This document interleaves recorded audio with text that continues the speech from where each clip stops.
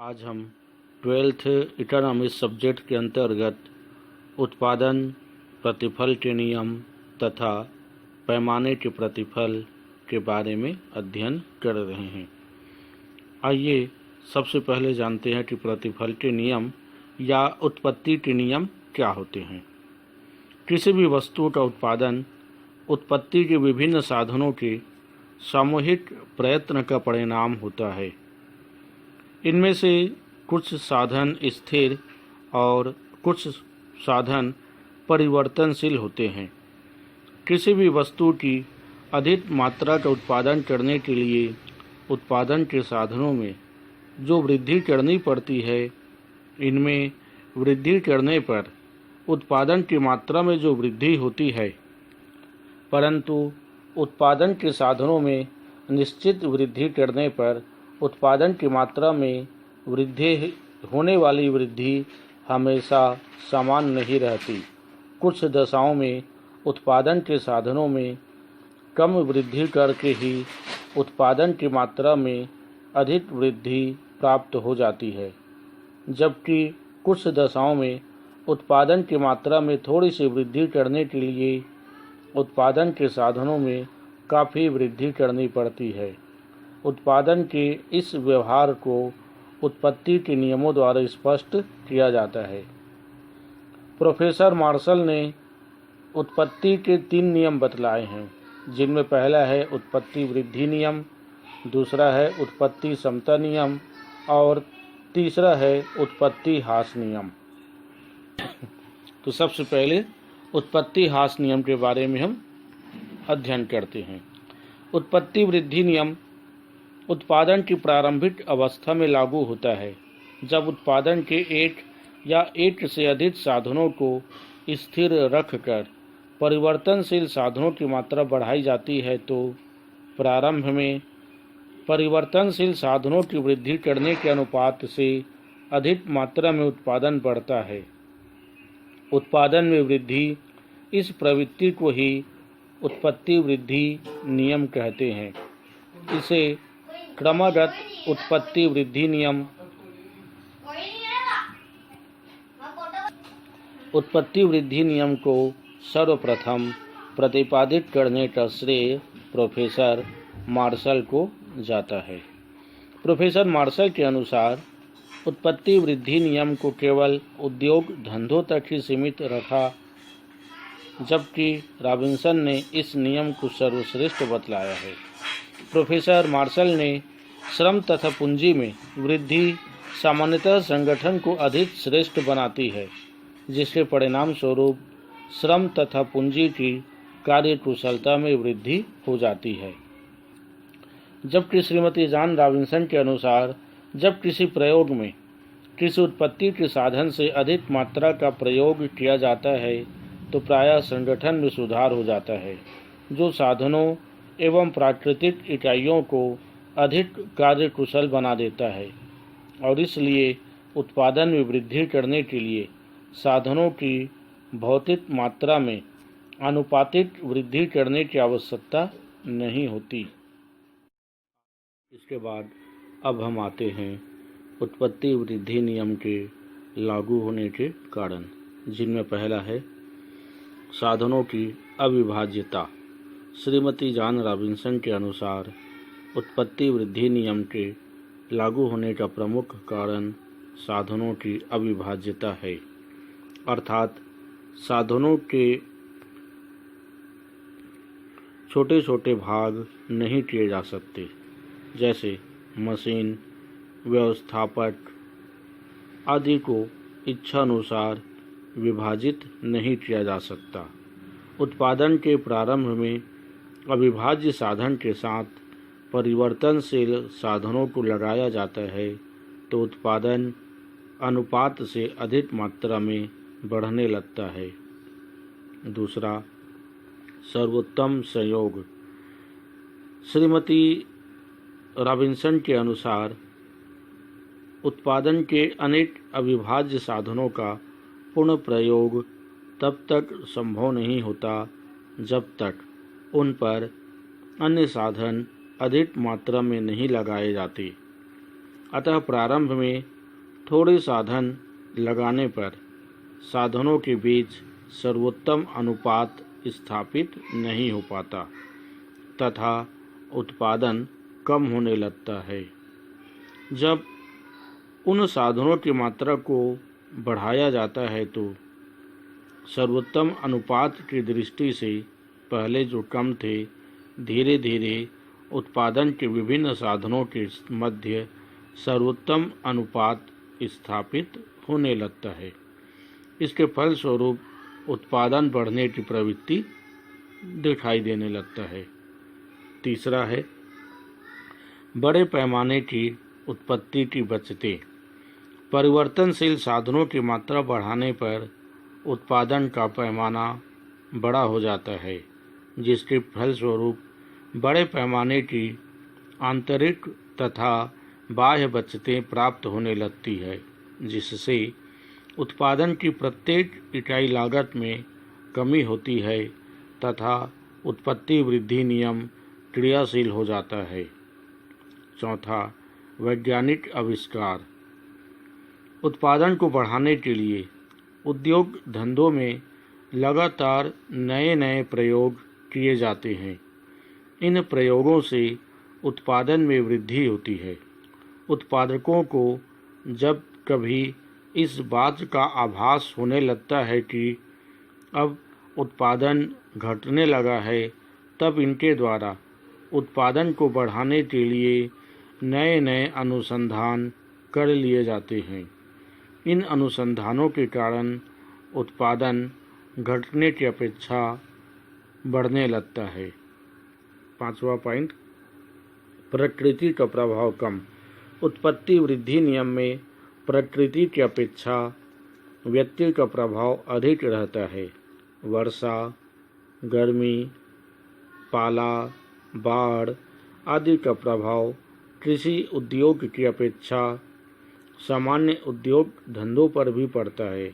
अतः उद्योग में कृषि की अपेक्षा उत्पत्ति वृद्धि नियम अधिक प्रभावी होने लगता है।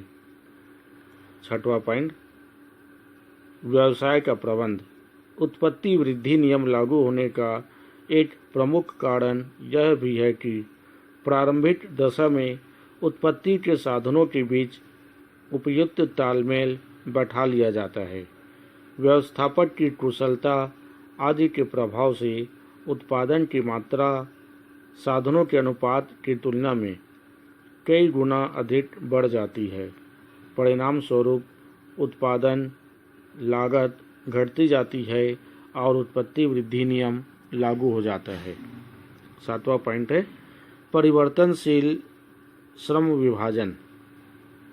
परिवर्तनशील साधनों की इकाइयों में वृद्धि करने पर श्रम विभाजन एवं विशिष्टीकरण कार्य सरल हो जाता है। इस कारण भी उत्पादन में अधिक तीव्रता से वृद्धि होने लगती है। अब हम आते हैं उत्पत्ति वृद्धि नियम की सीमाएं। जब किसी उद्योग का बहुत अधिक विस्तार हो जाता है तो उत्पत्ति वृद्धि नियम के स्थान पर उत्पत्ति ह्रास नियम लागू होने लगता है। साधनों की पूर्ति सीमित होने पर उनकी कीमत में वृद्धि होने लगती है तथा लागत बढ़ने लगती है, जिससे उत्पत्ति ह्रास नियम लागू होने लगता है।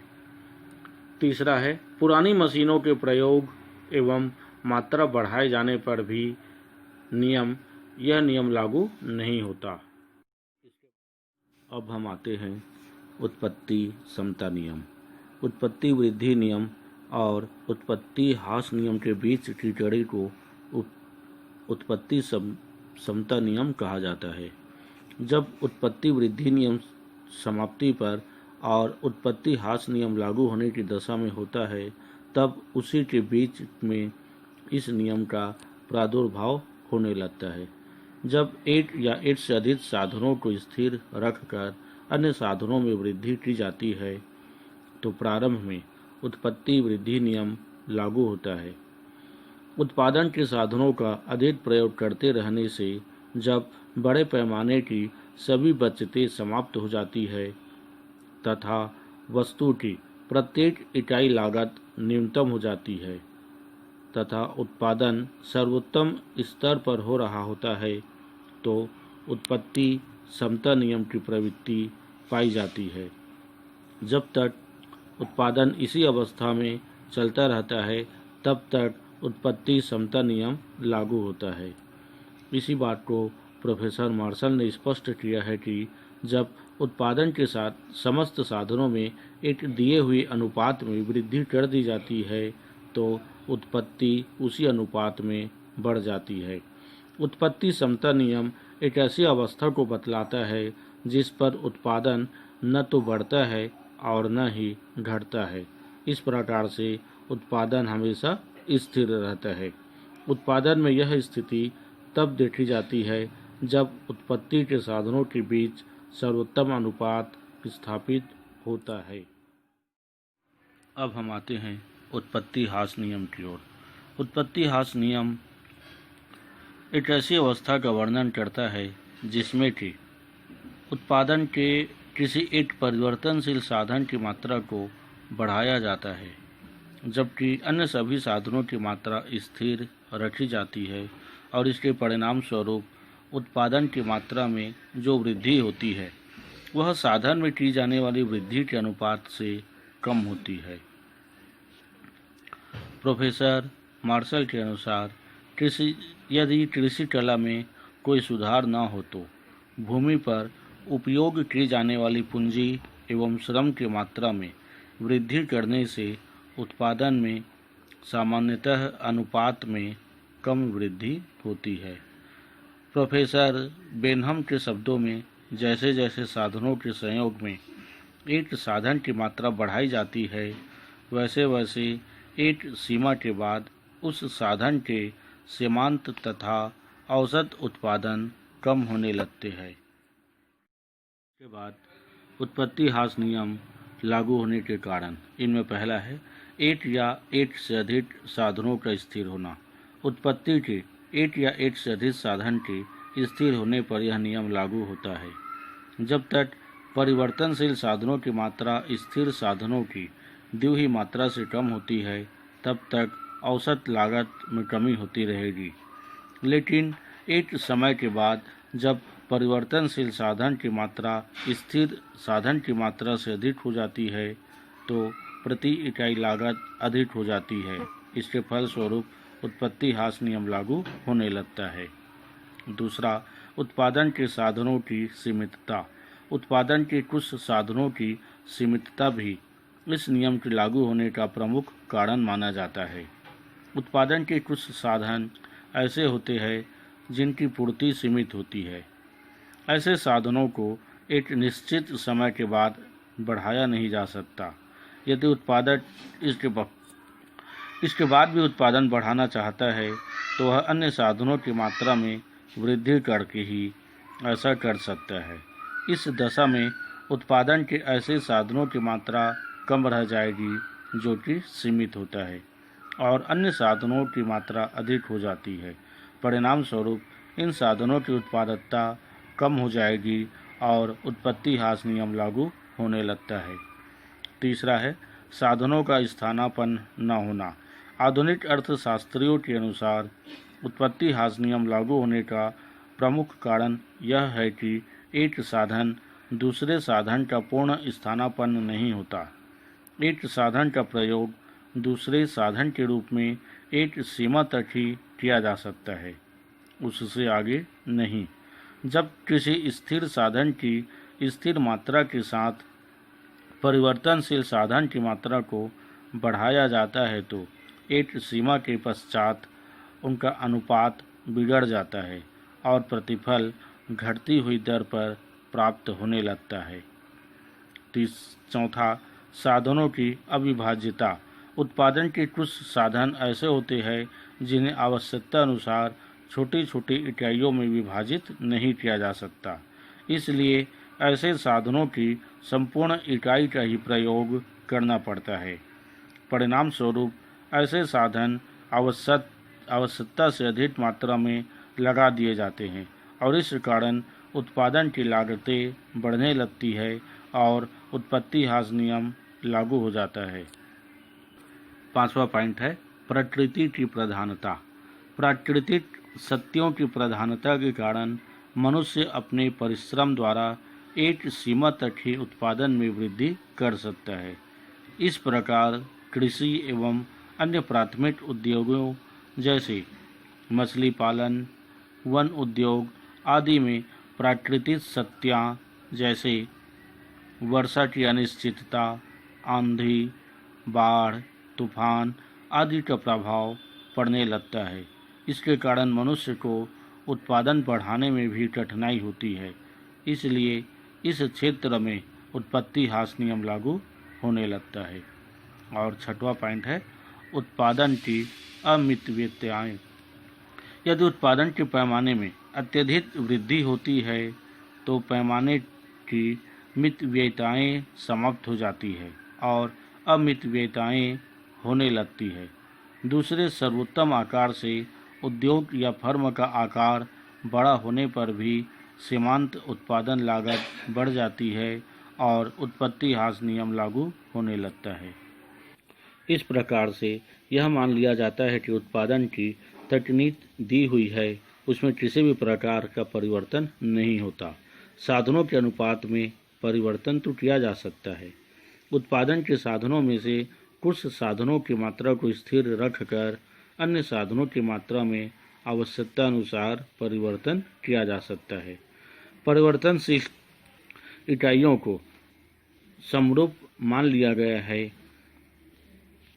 उत्पादन के पैमाने को स्थिर मान लिया गया है, इसलिए उत्पादन पैमाने की मितव्ययताएं भी प्राप्त हो जाती है। इसके बाद शेष अगले वीडियो में।